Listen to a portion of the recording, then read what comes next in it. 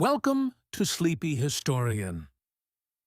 When you hear the word Venice, a vivid image instantly forms in your mind, doesn't it?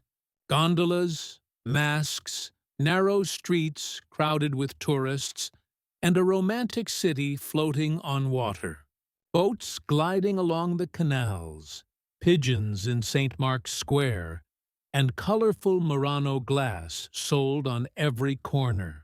We imagine Venice as a museum city, a perfect backdrop for Instagram photos, perhaps even a place that's become a bit too touristic.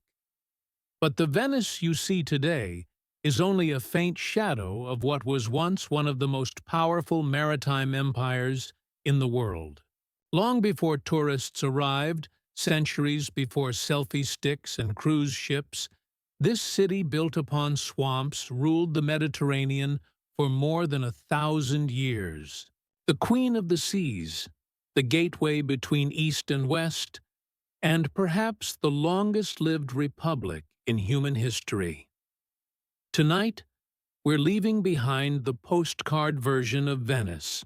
We'll go beyond the masks and the gondolas. I'm taking you back to the time when Venice was at the height of its true power. The golden age of the Doge. The Doge was the elected leader of the Venetian Republic, and his very title reveals how unique this city-state truly was. We'll step inside grand marble palaces. We'll watch ships loaded with spices arrive at the harbor.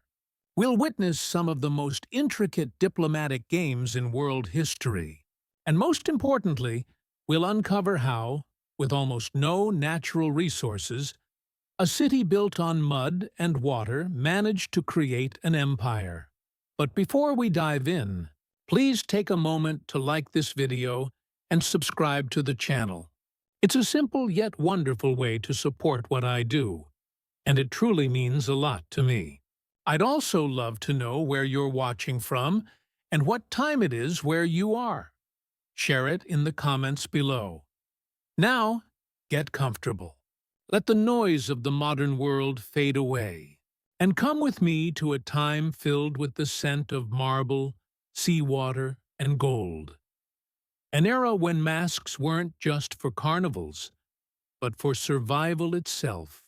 Our story doesn't begin with an empire. It begins with an escape. Now imagine this. The year is 421, or maybe a little later. No one knows for sure, because the beginning was not a grand founding ceremony, but a desperate flight. You are an ordinary person living in a small Roman town, perhaps a farmer, perhaps a modest merchant. Your life is hard, but stable, until they arrive. They are Attila the Hun and his army. Known as the Scourge of God, this warrior sweeps through northern Italy, burning and destroying everything in his path. You can see the smoke rising beyond your town. You hear the screams of refugees from neighboring villages. When the hooves of the Huns strike the ground, the earth itself trembles. You have a choice: stay and die, or flee and live. But where can you go? To the north lie rugged mountains. To the south, lands already consumed by the Huns. Only one direction remains: east toward the lagoon. The Adriatic Lagoon is no place any rational person would choose to settle. Miles of shallow, muddy water, hundreds of tiny, marshy islands and sandbanks, swarms of mosquitoes, stifling heat in summer, bone-deep dampness in winter, no fresh water, no timber, no fertile soil, nothing at all, except for one great advantage: horsemen cannot follow you here. And so, you, and thousands like you, carry your lives into the reeds, onto those muddy islets. Men, women, children, the elderly, a few precious belongings, maybe a family heirloom, a sacred text, a handful of tools, and the heavy weight of fear. This was meant to be a temporary refuge. When the storm passed, everyone would go home. But the storm never passed. When the Huns withdrew, others came after them, the Lombards, the Franks, and countless other tribes, all seeking to plunder Italy's rich lands. There was no safety left on the mainland, so the temporary refuge became permanent. Generation after generation, these communities in the lagoon slowly built themselves a home. But it was not easy. The first challenge was simple: how to stay above water. You can't build on mud. The ground would swallow you whole. So the first Venetians took the first steps toward a remarkable feat of engineering. They cut long wooden piles, especially from oak and chestnut, known for their resistance to rot. These piles were driven deep into the soft mud until they reached the firm clay layer beneath. Thousands, tens of thousands of them. A single building might need more than 1,000 piles. On top of these, they built wooden platforms. On the platforms, they laid stone foundations. And finally, on those foundations, they raised their homes, churches, and palaces. Every building was, in truth, a structure floating on a forest of buried trees.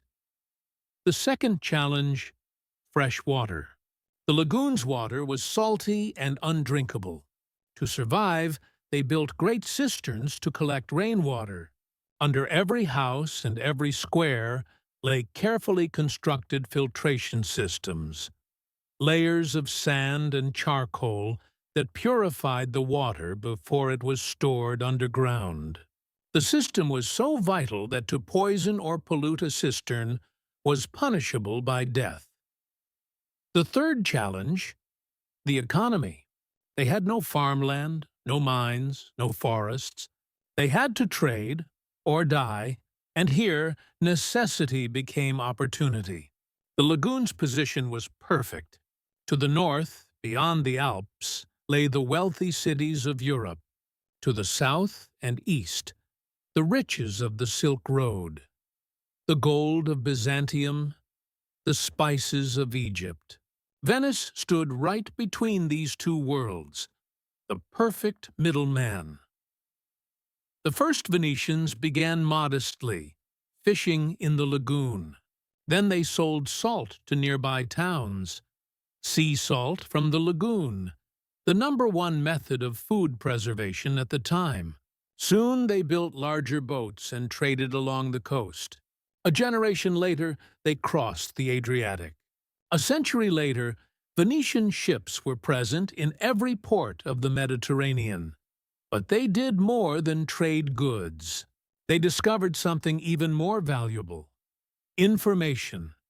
A merchant in every harbor heard prices, rumors, shortages, and wars.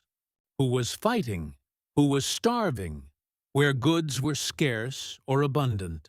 With this knowledge, a Venetian merchant could see opportunities others never imagined. Over the centuries, this improbable settlement in the mud grew into one of Europe's richest cities. But how was it governed? Because here lay another miracle. The Venetians did not crown a king. They refused a tyrant. Instead, they built perhaps the most intricate and carefully designed political system in history. And at the heart of that system stood one man: the Doge. The word Doge comes from the Latin dux, meaning leader. But the Doge of Venice was not a king, not an emperor, not even a dictator. He was the elected head of a republic. But a republic unlike any you've ever known. To understand how a Doge was, chosen is to understand how deeply the Venetians feared the abuse of power, and how ingeniously they worked to prevent it. Here's how the process worked. And believe me, it is the strangest election system in history. First, the Great Council, a massive assembly made up of Venice's noble families, would vote to select 30 men. Then those 30 were reduced to 9 by lot. Pure chance. Names were drawn from a bag. Those 9 would then elect 40. Men, the 40, were reduced by lot again. 2, 12. Those 12 would elect 25. The 25 were cut by lot to 9. Those 9 seen, so 9 would elect 45. The 45 were reduced by lot to 11. And finally, those 11 men would vote to elect the Doge, requiring at least 9 votes to win. Yes, you heard that right. 9 rounds of alternating votes and lotteries. A complex dance between choice and chance. Why? Because the Venetians wanted to ensure that no single family, no faction, no network of influence could manipulate the system. The voting rounds rewarded merit. The lottery rounds introduced randomness, making bribery and conspiracy nearly impossible. No candidate could control the entire process. To become Doge, you needed both skill and luck. Once elected, the Doge served for life.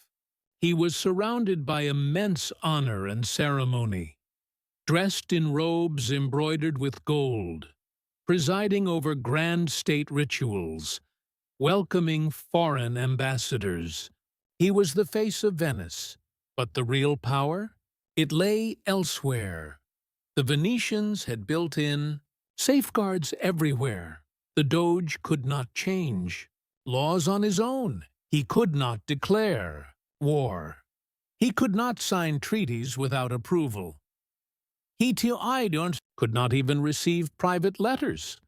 All correspondence was read by state officials. He couldn't appoint his relatives to government positions. He couldn't even marry off his daughter without permission. The true power rested in a series of councils. The small council, 6 men, the Doge's closest advisors, but not chosen by him alone. The Council of 40, elder statesmen with decades of experience.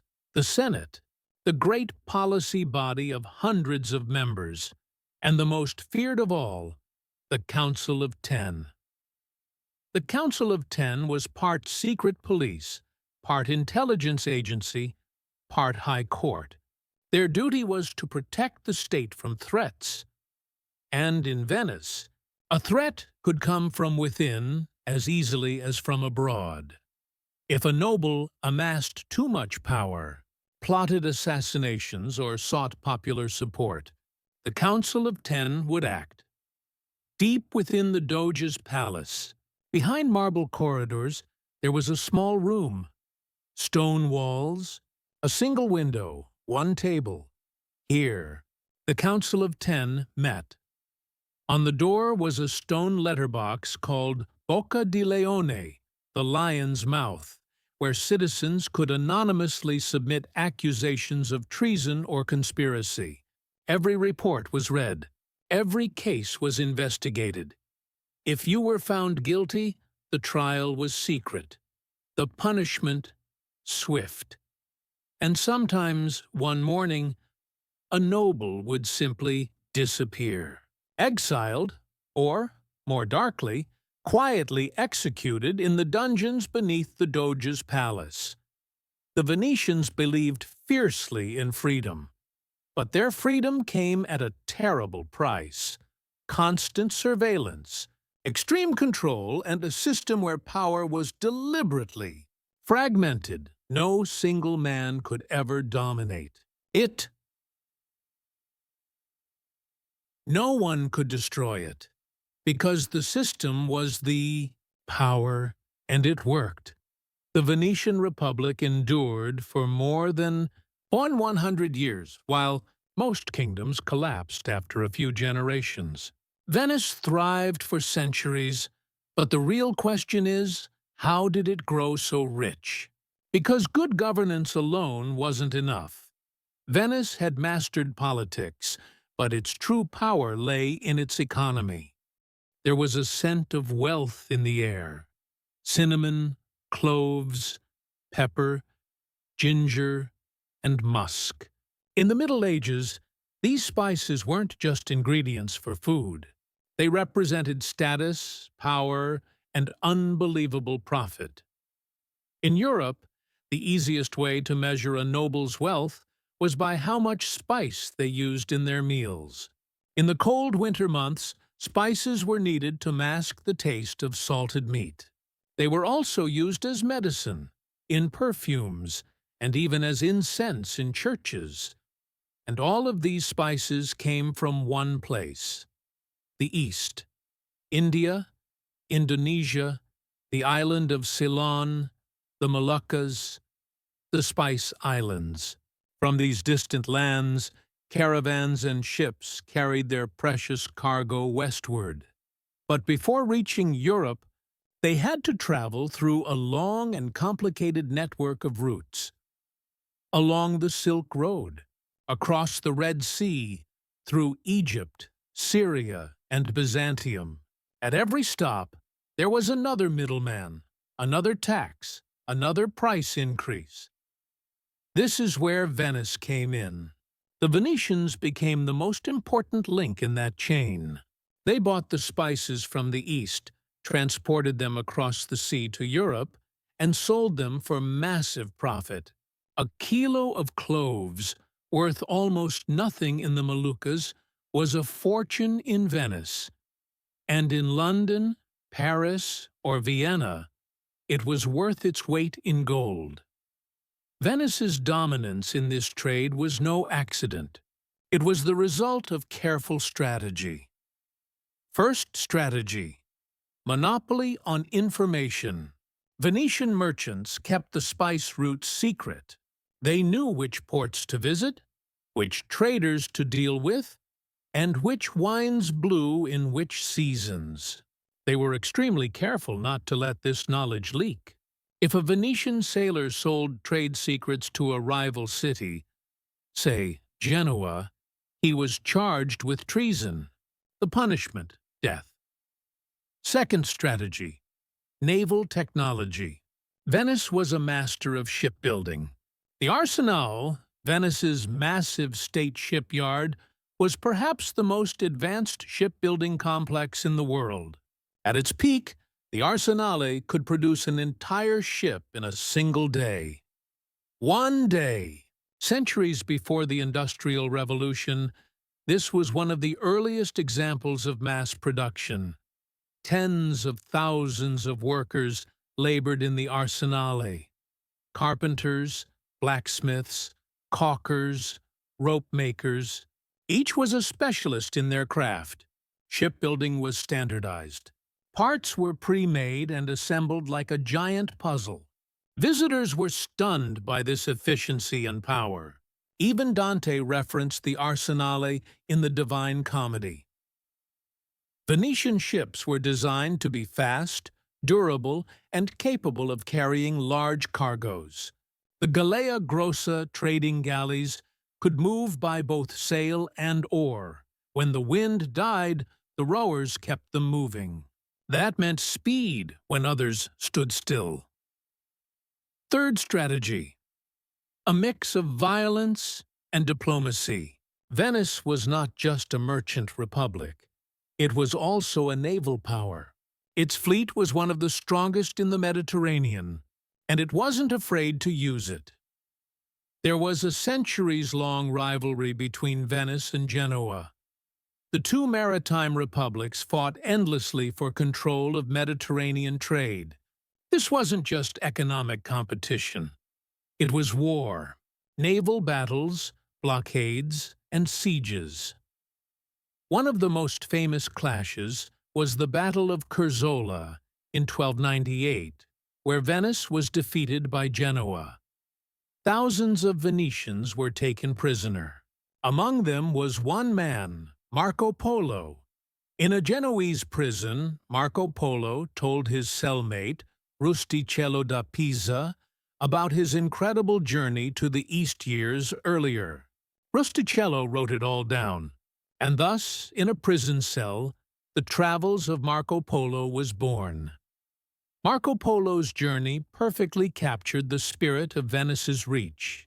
In 1271, young Marco set out with his father and uncle on a massive trading expedition, following the Silk Road all the way to China. They spent years at the court of the Mongol Emperor Kublai Khan.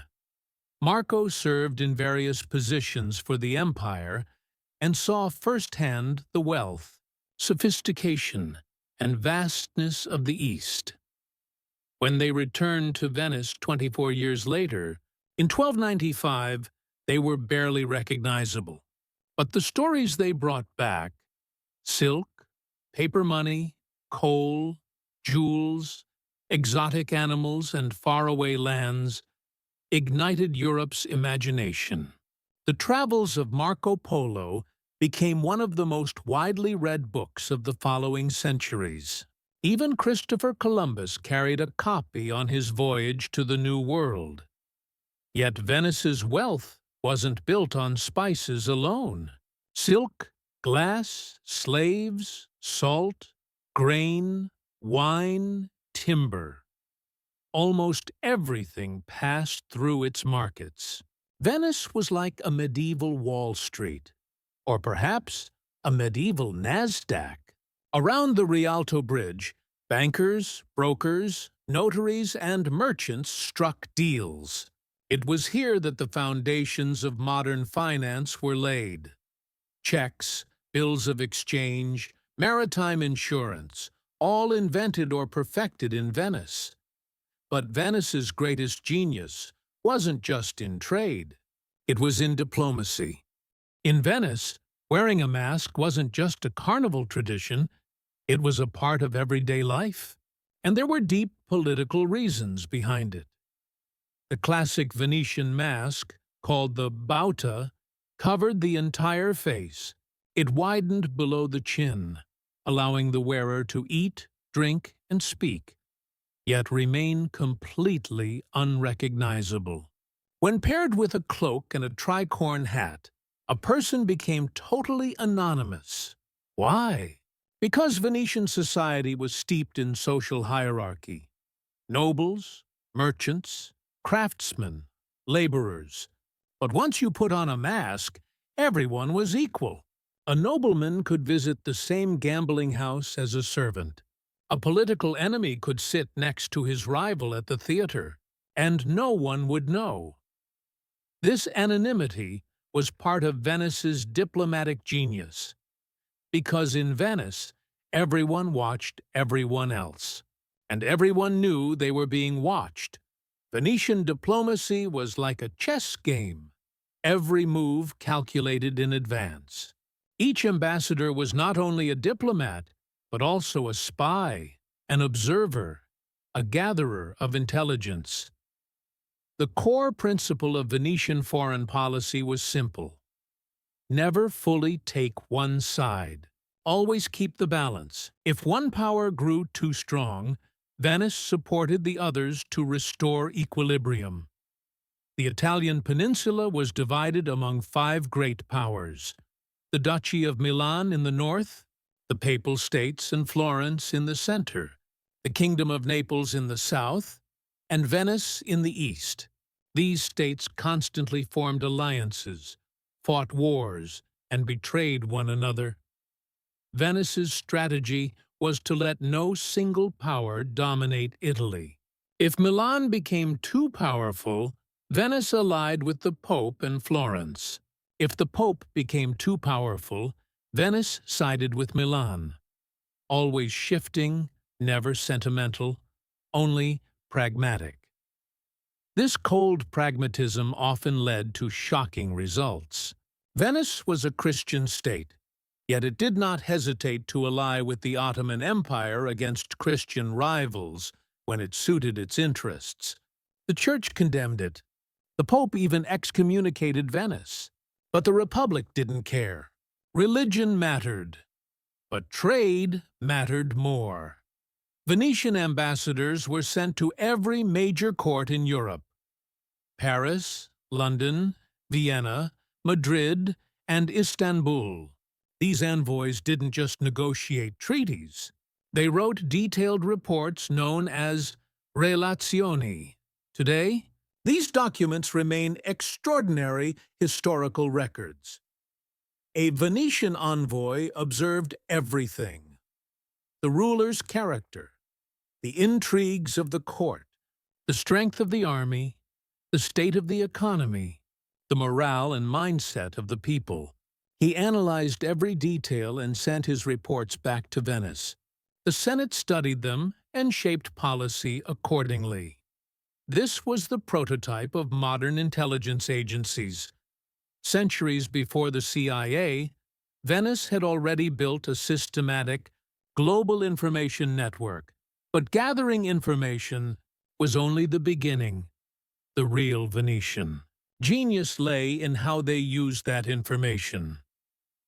Venetian spies were everywhere, because Venetian merchants were everywhere. A merchant trading in a port could overhear a brewing diplomatic crisis. A ship captain anchoring on a foreign shore might spot signs of a military buildup. Once that intelligence reached Venice, the Republic could act weeks before its rivals. One of Venice's greatest diplomatic triumphs came after 1453. That year, Ottoman Sultan Mehmed II conquered Constantinople. The 1,000-year-old Byzantine Empire had fallen. Europe was in shock. The Ottomans now ruled the Eastern Mediterranean. Most Christian powers called for a new crusade against the Turks. But Venice? Venice quietly sent an envoy to Istanbul and signed a trade treaty with the Sultan. It could be seen as betrayal. But the Venetians were pragmatic. They knew they couldn't defeat the Ottomans, so they decided to do business with them instead. And for nearly a century, Venetian ships traded freely in Ottoman ports. Of course, relations were not always peaceful. Venice and the Ottoman Empire fought a series of wars over the centuries, over colonies, Mediterranean islands, and control of trade routes. Venice's eastern colonies were known as the Stato da Mar, the maritime state. Cyprus, Crete, Corfu, countless Aegean islands, and the Dalmatian coast. These territories were the pillars of Venice's trading empire. Strategic harbors, military outposts, and commercial stations. But defending them came at a tremendous cost. Building fortresses, maintaining garrisons, deploying fleets, Venice was trapped in a state of perpetual wartime economy. And over time, those economic strains began to show the cracks in the once unshakable republic. Even amidst these growing challenges, Venice still shone brightly. The 15th and 16th centuries marked the city's cultural golden age. Wealth wasn't just stored in merchants' coffers. It was everywhere. In the streets, in the buildings, in the art. Venice was building itself into a breathtaking visual spectacle. Think of St. Mark's Square. It's magnificent even today. But back then, it was even more awe-inspiring. St. Mark's Basilica was one of the richest churches in the Christian world.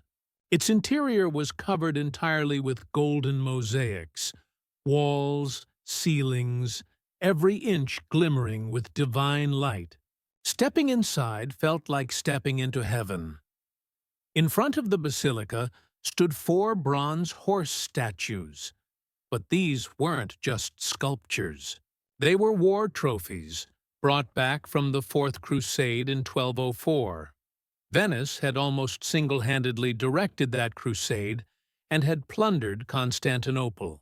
Those bronze horses stood as powerful symbols of Venetian dominance. The Doge's palace, an architectural marvel of pink and white marble, embodied the essence of Venice's elegance. Its Gothic arches and delicate columns opened into grand halls. The Great Council Hall could hold over 1,000 people, its walls and ceilings covered with enormous paintings by Venice's greatest masters, Tintoretto, Veronese, Titian. These works told stories of the Republic's triumphs and mythic past, but the city's beauty wasn't confined to state buildings. Along the Grand Canal, wealthy merchant families built spectacular palaces known as palazzi. Each was a masterpiece of architecture: marble facades, ornate balconies, colorful glass windows. Just looking at a palazzo told you how rich the family inside was. Inside, the opulence was even greater: silk curtains, Persian carpets, silver candelabras, golden plates. The walls were covered in art. Not only religious themes, but also portraits, landscapes, and mythological scenes. Venetian patrician families were passionate patrons of the arts. The Venetian Renaissance may not be as famous as the Florentine one, but it was just as important. The Venetian school's painters were true masters of color, playing with light and shadow, deep and vibrant tones. Titian's reds were legendary, and Tintoretto's monumental compositions left audiences spellbound. Venice was also a center of music. Inside St. Mark's Basilica, a massive choir and orchestra performed in the revolutionary cori spezzati style. Split choirs singing from different balconies, their voices echoing across the domes, creating an almost three-dimensional sound experience. By the end of the century, Venice opened the first public opera houses. Opera wasn't just for nobles anymore. Everyone could attend: the rich, the poor, merchants, craftsmen. It was an early and remarkable example of cultural democratization. Venice also became a pioneer of the printing revolution. Shortly after Gutenberg's invention, the city turned into one of Europe's publishing capitals. Hundreds of presses printed thousands of books: classical texts, scientific works, poetry, plays.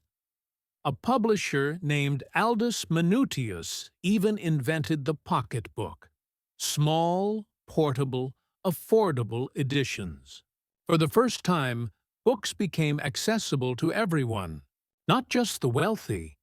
Venice's intellectual life thrived as well. The University of Padua, under Venetian protection, was one of Europe's most respected institutions. It taught medicine, astronomy, philosophy. Even Galileo Galilei once lectured there. Yet beneath all this brilliance, the foundations of Venice's economy were beginning to crack. Venice's power had always rested on its monopoly over Eastern trade. But in 1498, everything changed. That year, the Portuguese explorer Vasco da Gama sailed around the southern tip of Africa, reached the Indian Ocean, and from there, India. For the first time, a European ship had reached the east without passing through the Mediterranean. For Venice, this was a disaster, because now the Portuguese could buy spices directly from the source. They no longer needed Middle Eastern intermediaries, or the Venetian ones. Portuguese ships were sailing around Africa, bringing spices back to Lisbon, and from there to Northern Europe. At first, Venice didn't take it seriously. The Portuguese will never manage this. The route is too long and too dangerous, they said. But things didn't go as they hoped. The Portuguese succeeded. And soon, spice prices across Europe began to fall, because supply had increased. So how did Venice react? With diplomacy. Realizing it couldn't compete with Portugal, Venice tried to strengthen its ties with Egypt and the Ottoman Empire, hoping to preserve the old Mediterranean trade routes. But the tides were changing.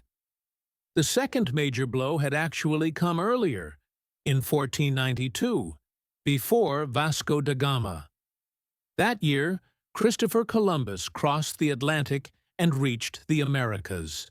At first, no one understood what this meant for Venice, but slowly it became clear. The discovery of the New World completely reshaped global trade routes. The Atlantic was now becoming the new center of the world.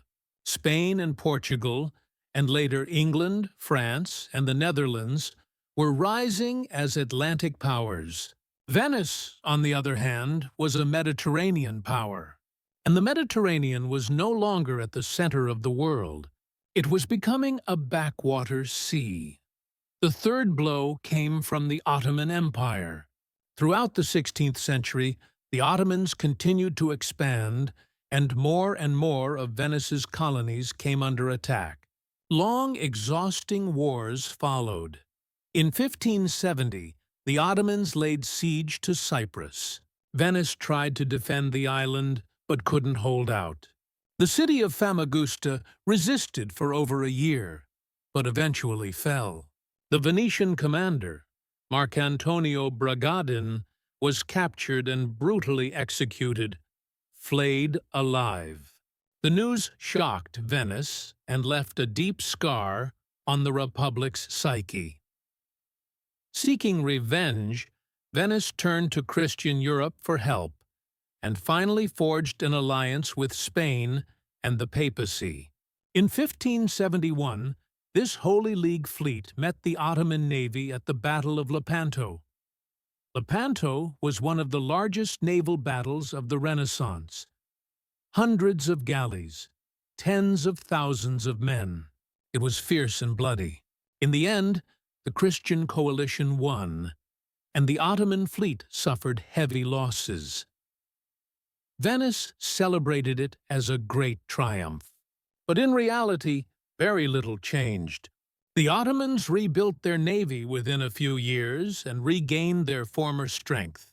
Cyprus remained under Ottoman control, and Venice, burdened by the immense cost of the war, was sinking deeper into debt. As economic pressures grew, Venice turned inward. Expansion in the east was no longer possible, so the Republic focused westward, on the Italian mainland. These territories, known as terra firma, the solid ground, became Venice's new source of income. Verona, Padua, Vicenza, all came under Venetian control. But this shift changed Venice's very soul. The Republic had always seen itself as a maritime power. "We have married the sea," they used to say. Now it was becoming a land-based state, and to some Venetians that felt like a betrayal. Venice was still wealthy, still beautiful, still influential, but it was no longer at its peak. New rivals were rising. The Dutch Republic was entering its golden age. England was emerging as a new naval power. France dominated continental Europe. Venice, meanwhile, was slowly retreating. Trade was declining, the navy shrinking, population dropping. Plague after plague devastated the city. In 1630, an epidemic killed nearly one-third of the population, about 50,000 people. Yet, Venice did not collapse. The Republic endured. Culturally, it still glittered. By the 18th century, Venice had become Europe's pleasure capital. Carnivals, operas, casinos, and lavish masked balls. Casanova lived here. Vivaldi composed his music here. But politically, Venice was a shadow of its former self. It was no longer a power broker in European diplomacy. It was merely surviving until, finally, the inevitable arrived. Napoleon Bonaparte invades Italy. The French army advances swiftly southward. Venice faces a choice: to fight or to surrender. The Great Council convenes. Debates last for hours, but the truth is undeniable. Venice can no longer fight. Its army is weak, its fleet outdated, its people exhausted, and Napoleon's power is overwhelming. On May 12, 1797, the Great Council votes for the last time to dissolve the Venetian Republic. In favor, 30 against, 5 abstentions, and so, after more than 1,000 years, the Venetian Republic comes to an end. The Doge, Lodovico Manin, resigns his title. He removes his golden crown, and with tears in his eyes says, "From this day forward, I am no longer the Doge." French troops march into the city. The Venetian flag is lowered from the towers of St. Mark's. The Republic is gone. Napoleon occupies Venice only briefly, then trades it away to Austria as a bargaining chip. Venice becomes just another possession of an empire. For the next century, Venice passes under Austrian, then Italian rule. The Republic never returns, but its legacy endures. Venice's political system influenced modern democracies. The separation of powers, elected offices, constitutional limits, all were present in the Venetian model. The American founding fathers studied it.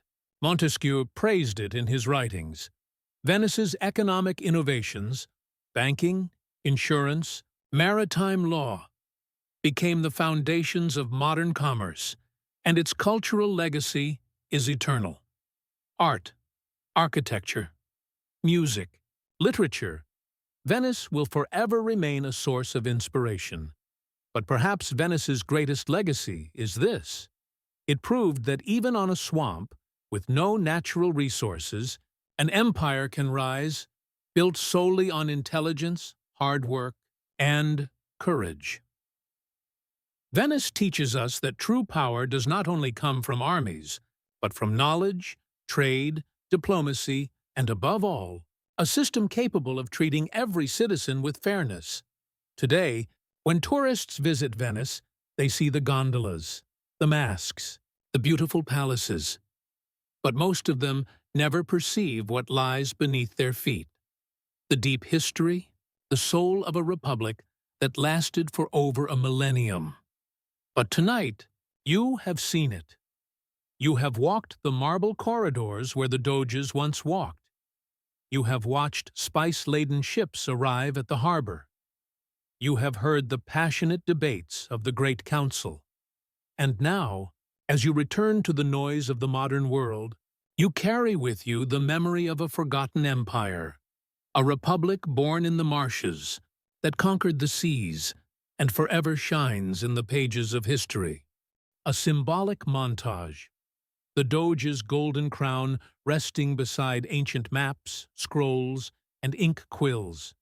Faint reflections of modern cities and democracies visible in the background. Soft, warm light symbolizing continuity and legacy. With an artistic composition, deep contrast, hyper-real detail, and a museum-quality finish.